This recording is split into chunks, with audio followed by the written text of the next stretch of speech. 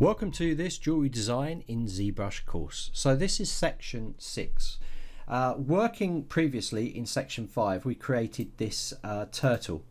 But this time what we're going to do is we're going to go back over it, and I'm going to show you how you can control the detail using layers inside of ZBrush. We're also going to put the little ring in for the pendant on this. So this is about controlling hand detail, is section 6, and looks at extraction methods, cavity, layer control, all these things for actually pushing detail in and out from a model. If we look at this model from section 5 and then you look at this, you can see there's a lot more depth and detail in this because we've just used layer control to control it. So with layer control, we're creating UVs and height gauges. Okay, so we've got things like loads of stuff in here to look at for sure.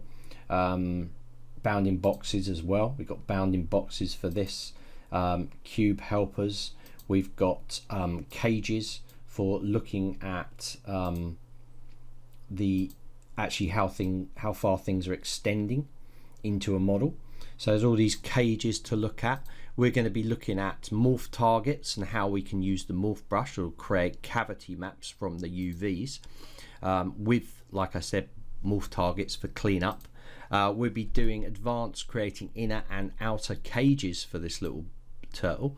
So there's a lot of key features that I'm using from, I know we did this turtle in section 5, but I'm building on it to show you how you can sort of manipulate things and look and control the amount of detail. Because remember, this little turtle here, he's really small, so you've got to make sure that you're getting that detail out. Look at the distance I am from him now. If you go back to sections 5.1 and we bring it to the size, you can hardly see that detail on there, but if you go to this one, you can really see that detail pop, and that's because these distances have been set and are controlled.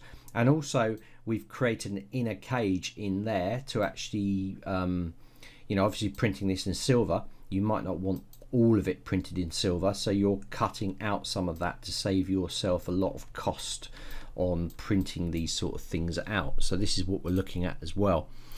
So we'll be looking at layer controls and finishing up on that. We'll be showing you about model cleanup and baking our layers from baking our layers down from the layers. Doing the necklace loop, of course, for the top. Making holes in the model and extractions and recaps on these sort of things, and also problems that you might have for meshes if they don't upload to companies like Shapeways or whoever you're using. If it doesn't upload, there might be an issue with the file, and I show you how to resolve and fix that. So this is in section 6 of the Jewellery Design in ZBrush course.